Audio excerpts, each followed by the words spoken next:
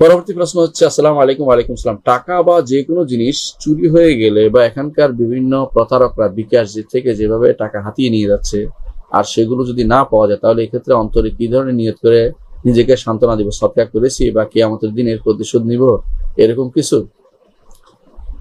আসলে ভাই, এই এই যে ধারণাটা, আপনার চুরি হয়ে গেলে মনে সান্ত্বনা দিবেন, চুরি হয়ে গেলে আপনাকে মনে সান্ত্বনা দিতে হবে চুরি হয়েছে, এটাই কথা। চুরি হয়েছে এবং আপনাকে দুইটা জিনিস করতে হবে এর মধ্যে। একটা হচ্ছে যে আপনি বলবেন যে আল্লাহ, চুরি তো করেছে, আমি হাসরের দিন এটা পাবো, তখন আমার খুব দরকার হবে। এটা আপনি বলতে পারেন জোর করে, হাসরের দিন দরকার হবে, হাসরের দিন আমি এর এর বিনিময়ে জানাতে যাবো, কারণ এই লোক থেকে তখন আমি টাকা নিব না, সেদিন তার আমল নামা থেকে ন্যাক আমল নিব, আমার বদগুলি তার কাঁধে উঠিয়ে দেবো। এটা তো হাদিস দ্বারা সাব্যস্ত আছে, এটা আপনি নিয়ত করতে পারেন। কিন্তু এর চেয়ে উত্তম নিয়ত হচ্ছে এটা, আপনি নিয়ত করবেন এটা যে আল্লাহ, আমি তাকে ক্ষমা করে দিলাম, এর বিনিময়ে আপনি আমাকে ক্ষমা করে দেন। এবং এটা হচ্ছে উত্তম। এই জন্য এটা করলে লোকটিও ক্ষমা পাবে, আপনিও আখিরাতে জান্নাতে যাওয়ার পথটা সহজ হয়ে যাবে। আপনার হিসাবের জন্য দাঁড়িয়ে থাকতে হবে না, তার থেকে কিছু নিয়ে তাকে কিছু দিয়া এত চিন্তা করতে হবে না, আল্লাহ তাআলা আপনাকে ক্ষমা করে দিবেন। এই জন্য দুনিয়ার বুকে যারা আল্লাহ বান্দাদের ক্ষমা করে, আল্লাহ তাদের ক্ষমা করে দেন। হ্যাঁ, যদি তাকে ধরতে পারেন, ধরবেন এবং তাকে শাস্তি দিবেন, সেটা কিন্তু নিষেধ নেই। শুধু অন্যায়কারীকে ছাড় দিবেন, ক্ষমা পাওয়ার এটা নিয়ম নয়।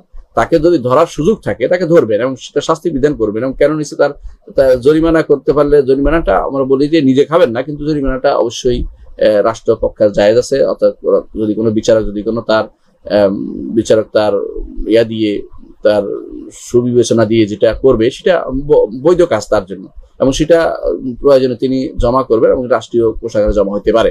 আপনি খেতে পারবেন না জরিমানাটা, কিন্তু আপনি মূল টাকাটা আপনি অবশ্যই পেয়ে যাবেন। যেটা আপনার চুরি হয়েছে, যদি আপনি ধরতে পারেন, সেটা আপনি অবশ্যই নেবেন। কিন্তু ধরতে না পারলে আপনি কি করবেন, বা কোনোভাবেই আপনি সেটার কোনো হদিশ করতে পারছেন না, তখন আপনি দুইটার একটা করবেন। একটা হচ্ছে আপনি আখরাতে পাবেন বলে আশা করে রাখবেন যে আমি আখরাতে পাবো, তখন আমি আমার প্রয়োজন হবে, তখন নিব, এটা আপনি জানবেন। এবং তখন আপনি জানেন যে এটা কিন্তু অনেক বিশাল কাজ। রাসূলুল্লাহ সাল্লাল্লাহু আলাইহি ওয়াসাল্লাম বলেছেন যে হাসরের মাঠে ওই ব্যক্তি মিসকিন হবে। সাহাবায়ে কেরামকে তিনি বলেন, তোমাদের মধ্যে মিসকিন কে? তো সাহাবায়ে কেরাম বলেন যে আমাদের মধ্যে মিসকিন হচ্ছে ওই ব্যক্তি, যে ব্যক্তি এক লোকমার জন্য দাঁড়ে দাঁড়ে ঘুরে বেড়ায়। রাসূলুল্লাহ সাল্লাল্লাহু আলাইহি ওয়াসাল্লাম বলেন যে সেই মিসকিন নয়। মিসকিন হচ্ছে ওই ব্যক্তি, যে ব্যক্তি পর্বত প্রমাণ সালাত, সাওম, যাকাত, হজ নিয়ে সাথে ইবাদত অনেক বেশি করছে, কিন্তু ওয়াকাদ দরাবা হাযা, শাতামা হাযা, আখাযা মাল হাযা, যে তাকে থাপ্পড় দিছে, তাকে গালি দিছে, তার গীবত করছে, তার সম্পদ নিয়েছে বলেছে। এর অর্থ সম্পদ কেউ কারণ নেয়, এটা কিন্তু তার মনে করার কোনো কারণ নাই যে সে বেঁচে যাচ্ছে না, সে পালিয়ে যাচ্ছে, সে পার পেয়ে গেছে, তা না। তার জন্য ধরাটা আটকে গেছে আর বেশি।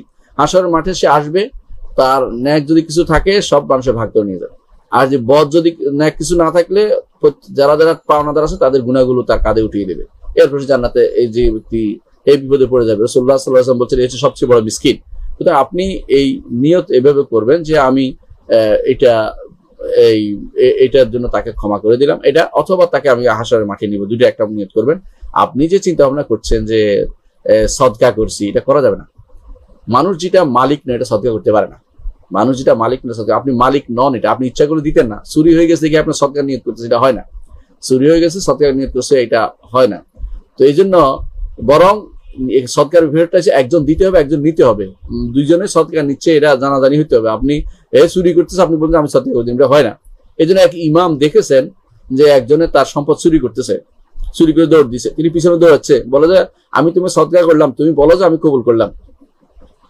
অর্থাৎ আমি টাকাটা তোমার সদকা করে দিলাম, তুমি বলো যে কবুল করলাম, তাহলে তোমার লাভ হবে, নাহলে তুমি বিপদে পড়ে যাবে। মানে মানুষকে ভালোবাসার কারণে অনেক ইমাম সেটা করতেন, যে চোরকে আমি কিভাবে তাকে উদ্ধার করতে হবে, তাকে বলি যা, তাকে তো বলতে হবে জিনিসটা, তাকে বলতে হবে যে আমি কবুল করলে, আমি সদকা করে দিলাম, কিন্তু যদি কোনো চুরি হয়েই যায় এরপর এটা বল লাভ হবে না, কারণ আপনি দেন নাই, সে নিয়ে গেছে। আপনি দিতেন, সে যদি কবুল করতো তখন বলতো সদকা, কিন্তু এটা তো চুরি করে নিয়েছে, দানের প্রশ্ন আসতেছে না।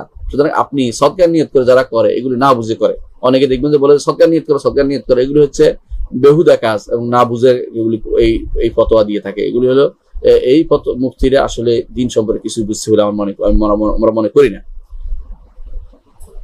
এরপরের প্রশ্ন হচ্ছে, শায়েখ একটি গল্প যা আমি লোকমুখে অনেক বছর আগে শুনেছিলাম, তাতে বলা হয় যে আমাদের নবী মুহাম্মদ সাল্লাল্লাহু আলাইহি ওয়াসাল্লাম তার উম্মতের জন্য আল্লাহর কাছে ক্ষমা প্রার্থনা করেছেন। এই কারণে আল্লাহ এই উম্মতকে তাদের পাপের কারণে শাস্তির সাথে সাথে দেননি।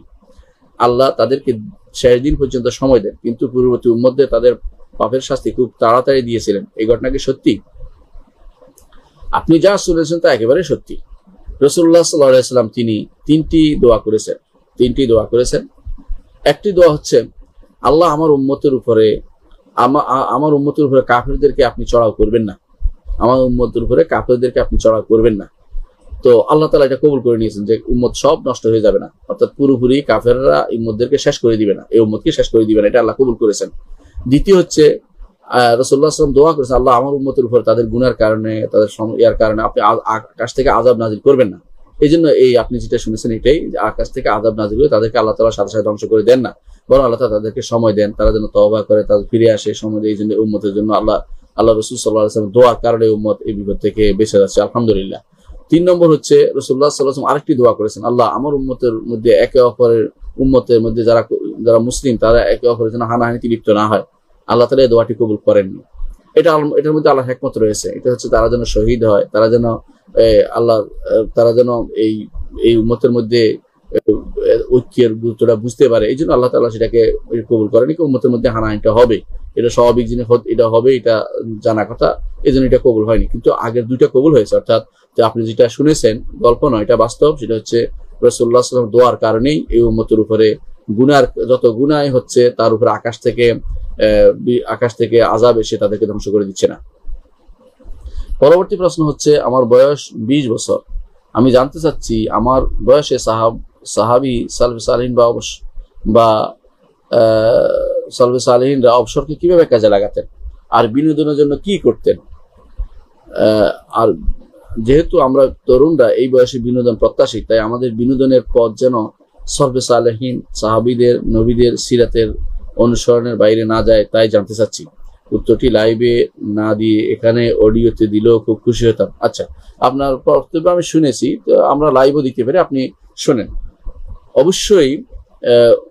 অবশ্যই সময়কে কাজে লাগানো এটা কর্তব্য, সময়কে নষ্ট করা জায়েজ নাই, কারণ মানুষের জীবনটা পুরোটাই সময়। আল্লাহ তাআলা কোরআনে কারীম বলেছেন, ওয়াল আসর ইন্নাল ইনসানা লাফি খুসর ইল্লাল্লাযিনা আমানু ওয়া আমিলুস সালিহাত ওয়া তাওয়াসাউ বিল হক ওয়া তাওয়াসাউ বিস sabr। আল্লাহ তাআলা শপথ করেছেন সময়, কেন বলছেন যে শপথ করে বলছেন যে প্রত্যেকটি মানুষের ক্ষতিগ্রস্ততা আছে, তবে যারা ঈমান আনবে, আমল সালেহ করবে এবং সৎ কাজের আদেশ দিবে, অর্থাৎ তাওয়াসিবিল হক করবে, হকের কথা বলবে, ওসিয়ত করবে, ও তাওয়াসিবিস সবর এবং সবরের ধৈর্যের ওসিয়ত করবে, তারা সফল কাম হবে। এই হিসাবে বোঝা যাচ্ছে যে মানব জীবনের সবচেয়ে বড় কাজ হচ্ছে ঈমান, আমল, দাওয়াত, সবর, এই 4টি কাজে নিজেদেরকে ব্যস্ত রাখা। তো সাহাবায়ে কেরাম তারা 20 বছর নয়, আপনি 20 বছর তো অনেক বড় সময়। এই সময়ে সাহাবায়ে কেরাম অনেকে সরাসরি তারা এই মুজাহিদ ছিলেন, জিহাদ করতেন। 15 বছরে ইবনে ওমর রাদিয়াল্লাহু আনহু জিহাদে গিয়েছেন, এবং সাহাবায়ে কেরাম 15 বছর হলে কেউ আর জিহাদে বাকি থাকতেন না, সবাই আল্লাহর দ্বীনের জন্য তারা কাজ করতেন। তারা অবসর সময়, আপনি যেটা খুঁজতেছেন, অবসর সময় তাদের ছিল না। অবসরগুলি তারা কাজে লাগাতেন আল্লাহর দ্বীনের জন্য। কিভাবে অবসর সময় তারা, যেটা আপনি বুঝতে পারছেন, সেটা হচ্ছে কোনো দিন, ধরেন কোনো ঈদের দিন অথবা কোনো দিন তারা সময় পেয়েছেন, তখন তারা ঠিকই দৌড়াদৌড়ি করতেন, যাতে করে শরীর স্বাস্থ্য ঠিক থাকে, এটা প্রমাণিত। এবং তারা এক রকমের ইয়ার মতো, ক্রিকেটের মতো পিছনের দিকে বা পায়ের দিকে বলের মতো এক ধরনের খেলা তাদের খেলেছেন, তাদের দৌড়াতে পারতেন পিছনের দিকে, এই দৌড়টা তাদের মধ্যে ছিল। এবং আপনারা জানেন যে রাসূলুল্লাহ সাল্লাল্লাহু আলাইহি ওয়াসাল্লাম এবং তার স্ত্রী আয়েশা রাদিয়াল্লাহু আনহা মাঝেও দৌড় প্রতিযোগিতা ছিল। এবং আপনারা জানেন যে মসজিদে রাসূলুল্লাহ সাল্লাল্লাহু আলাইহি ওয়াসাল্লাম মসজিদে ঈদের দিনে হাবশার যারা ছিল, তারা মদিনার যারা ছিল, তারা সেখানে এক ধরনের প্রতিযোগিতা করেছেন, এবং তারা সেটা এবং রাসূলুল্লাহ সাল্লাল্লাহু আলাইহি ওয়াসাল্লাম এবং তার স্ত্রী সেটা উপভোগ করেছেন, দেখেছেন তারা। এর দ্বারা বোঝা যাচ্ছে যে এই অবসর বলতে যেটা বোঝায়, এটা পুরোটাই যেন অবসরটা যেন দ্বীনের উদ্দেশ্যে হয়, দুনিয়ার উদ্দেশ্যে না হতো, যেটা কোনো শুধুমাত্র সময় নষ্ট করা যেটা করা হয়। যেমন কিরকম সময় নষ্ট, যেমন আপনি লুডু খেললেন, অথবা এই জাতীয় দাবা খেললেন, অথবা এই জাতীয় খেলাগুলো, যেগুলো হচ্ছে সময় নষ্ট ছাড়া কিছুই না, এগুলো দ্বারা কোনো উপকার মানুষের হয় না। এগুলি যারা, এবং মিথ্যাচার হয় অনেক বেশি, যে তোমার বাঘ খেয়ে, তোমার খেয়ে ফেললাম, তোমার মন্ত্রী খেয়ে ফেললাম, তোমার রাজা খেয়ে ফেললাম, মিথ্যা কথা। রাজা কোথায়, কোথায় মন্ত্রী, এত কতগুলো গুটি, এগুলো মিথ্যা কথা। এগুলো এই জন্য, এগুলো যেহেতু মিথ্যাচার, এগুলোকে শরীয়ত সমর্থন করতে পারে না। নার্দ এবং ইয়া সম্পর্কে, বিশেষ করে নার্দ এবং এই জাতীয় যেগুলো গুটু, লুডু, এগুলো যতগুলো আছে, এগুলো কোনটাই জায়েজ নাই। এবং যেগুলো ক্যারাম বোর্ডও এরকম একই, যদি কোনো ফায়দা নেই এগুলিতে।